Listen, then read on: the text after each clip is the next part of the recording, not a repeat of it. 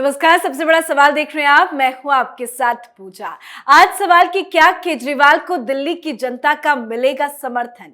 सवाल अहम इसलिए है क्योंकि आज का दिन केजरीवाल के लिए बेहद खास है। आज मोदी सरकार के खिलाफ अरविंद केजरीवाल के नेतृत्व में रामलीला मैदान में महा रैली का आयोजन किया गया है। मोदी सरकार के अध्यादेश के खिलाफ आवाज बुलंद करने के लिए रणनीति बनाई गई है। डोर टू डोर कैंपेन कर लोगों को इकट्ठा करने की पूरी कोशिश की गई। निमंत्रण हर किसी को गया, पर सवाल यह है कि क्या केजरीवाल के समर्थन में दिल्ली की जनता आज रामलीला पहुंचेगी? क्या विपक्ष का साथ केजरीवाल को मिलेगा? सवाल यह भी है कि महारैली के जरिए क्या है अरविंद केजरीवाल की रणनीति? और आखिरी सवाल कि क्या अध्यादेश सिर्फ बहाना है, असली मकसद 2024 पर निशाना लगाना है? तो आज इन्हीं अहम सवालों पर चर्चा करेंगे। बातचीत के लिए मेरे साथ स्टूडियो में मौजूद हैं कैपिटल टीवी के editor in chief doctor Manish Kumar. Doctor साहब, बहुत बहुत स्वागत है आपका। धन्यवाद। तैयारी तो पूरी है, पर क्या आज ये महारैली सक्सेस होगी? मुझे तो बहुत ही शर्म आ रही है। क्यों? आज इस प्रोग्राम को करते हुए वो एक गाना है प्रदीप का कि कितना बदल गया इंसान है, आया समय बड़ा बेढंगा, नाच रहा नर होकर नंगा। ये रामलीला मैदान, यहीं से तो इसने शुरुआत की थी।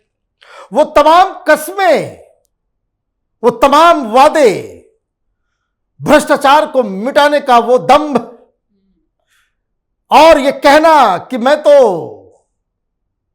2 कमरे का मकान मुझे चाहिए बस, न गाड़ी लूंगा, न सिक्योरिटी लूंगा, न बंगला लूंगा, मैं तो सिर्फ सेवा करूंगा। आज हिंदुस्तान की राजनीति का नटवर लाल अपने पापों को, अपनी महंगी गाड़ियों को, अपने शीश महल को, अपने भ्रष्टाचारों को, अपने भ्रष्टाचार में लिप्त जेल में सड़ रहे मंत्रियों को बचाने के लिए, जनता के साथ फरेब करने के लिए फिर से उसी मंच पे खड़ा हुआ है, या यूं कहे कि रामलीला के उस अन्ना आंदोलन के मंच को अपवित्र करने का काम आज 2 घंटे के बाद होगा। जो लोग वहां जाएंगे उन्हें इतिहास माफ नहीं करेगा, क्योंकि ये स्वार्थी हैं। जो लोग अन्ना हजारे के नाम पे इस रैली में रामलीला मैदान पहुंचे थे, वो आज उनकी आत्मा रो रही होगी कि कैसे नटवर लाल को हमने जन्म दे दिया अपने खून और पसीने से। सब कुछ इसने हथिया लिया उस आंदोलन का। जितने बड़े लोग साथ में थे सबको लात मार के भगा दिया।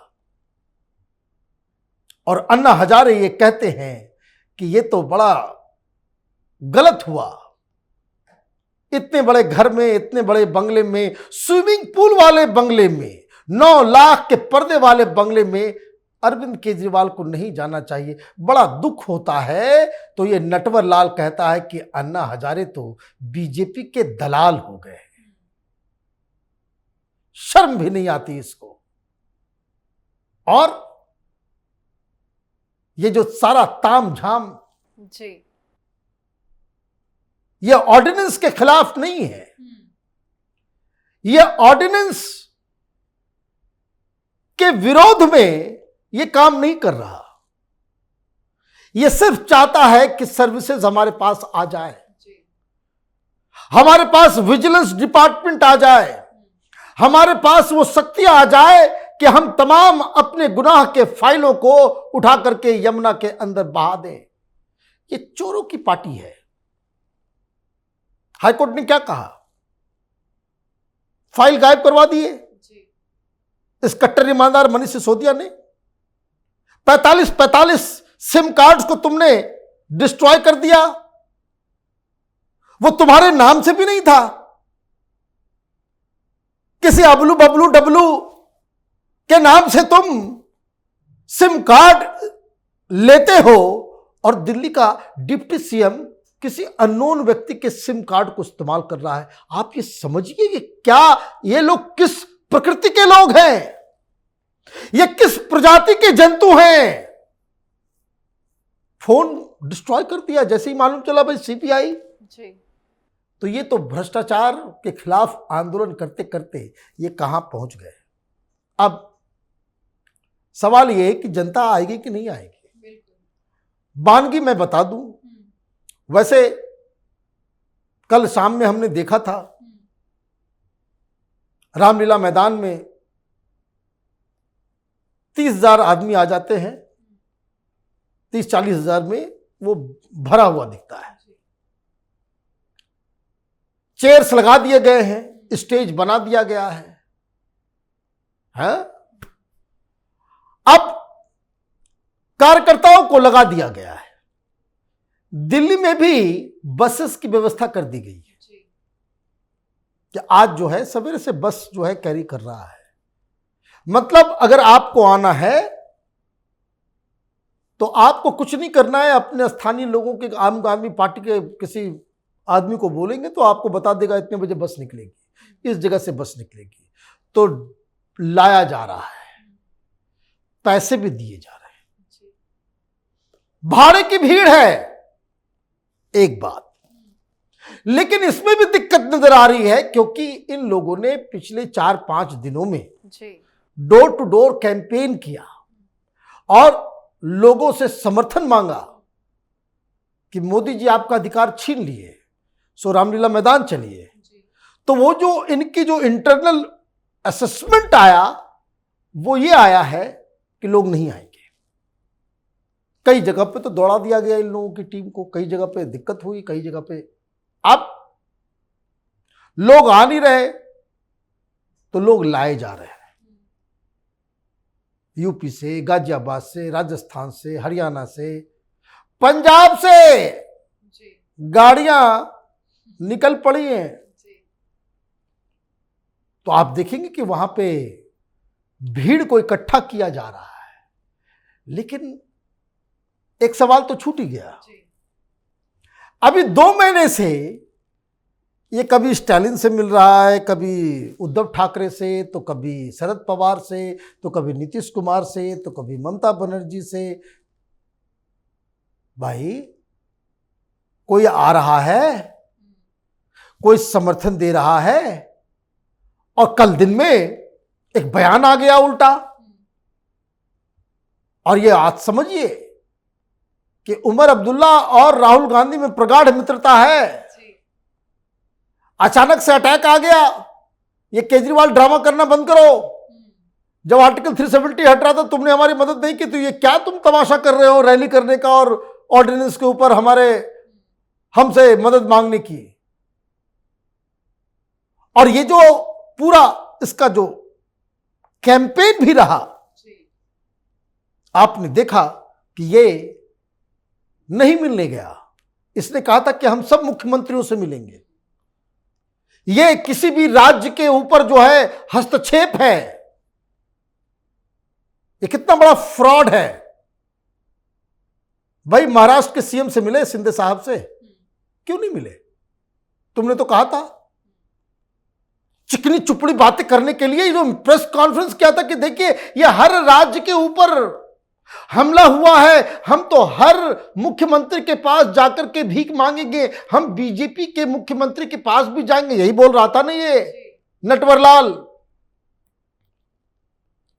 इसकी पुरानी बातों को सिर्फ अगर आप याद रखेंगे, आपको 1 सेकंड में समझ में आ जाएगा कि ये कितना बड़ा फ्रॉड है। भाई मिले तुम गहलोत साहब से, गए मिलने तुम कांग्रेस के किसी भी मुख्यमंत्री से क्यों नहीं गए?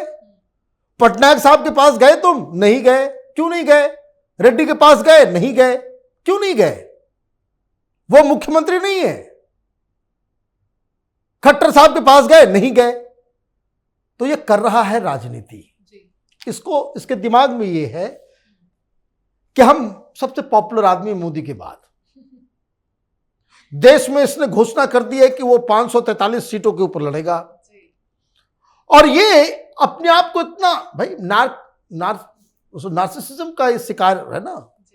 इसको लगता है कि भाई लोग हमारे पीछे पीछे आ रहे हैं, तो इसका कैलकुलेशन यह है कि 30-40 सीट तो किसी भी तरीके से जीत जाएंगे। ये ठीक वही दौरा जब चढ़ा था इसको 2014 में, जो योगेंद्र यादव ने बाद में खुलासा किया कि इसको लगा कि भाई हम तो देश भर में 30-40 सीटें जीत जाए, किसी को बहुमत नहीं आएगी। तो जैसे हम धक्के से बन गए थे दिल्ली के सीएम, पहली बार में बहुमत नहीं होने के बावजूद भी कांग्रेस पार्टी ने हमें मुख्यमंत्री बना दिया, उस हिसाब से प्रधानमंत्री बन जाएंगे। और उसमें आम आदमी पार्टी के जितने जो चट्टे बट्टे सोशल मीडिया में पहली बार में आईएएस, पहली बार में मुख्यमंत्री, तो पहली बार में प्रधानमंत्री भी बनेंगे, ये कैंपेन चलाते थे ये लोग। तो खैर 2 बार तो बीत गया, तीसरे बार की तैयारी है। और इस तैयारी में जो इसका जो कैलकुलेशन है, वो कैलकुलेशन ये है कि भारी भीड़ उमड़ेगी, बहुत लोग आएंगे, 2 लाख 3 लाख लोगों की भीड़ आ जाएगी और उससे हमारी राजनीति चमक पड़ेगी। Let's make India great again, ये कैंपेन वो जो है वो लॉन्च करेगा। तो खैर अब 2-3 घंटे की बात है, रामलीला मैदान में क्या हो रहा है नहीं हो रहा है, इसका अपडेट हम जो है लगातार कैपिटल टीवी पे देते रहेंगे। बिल्कुल, बहुत बहुत धन्यवाद बातचीत। धन्यवाद। तो देखना दिलचस्प होगा कि आज केजरीवाल कौन सा नया दाव चलते हैं। वैसे ये रामलीला मैदान केजरीवाल जी के लिए काफी अहम है, लेकिन इस बार मामला थोड़ा अलग है। उनकी पार्टी कई चुनौतियों का सामना कर रही है, भ्रष्टाचार के आरोपों में डूब चुकी है। इस बार जब वो रामलीला मैदान पर होंगे तो पहले के कई साथी उनके साथ नजर नहीं आएंगे। कुछ साथ नहीं है तो कुछ जेल के अंदर है। बड़ी बात, जनता का भी साथ अब केजरीवाल को नहीं मिल रहा है। फिर भी देखते जाइए केजरीवाल जी आज क्या क्या नया नया ड्रामा रचते हैं। आज के हमारे शो में फिलहाल इतना ही। देखते रहिए कैपिटल टीवी। नमस्कार।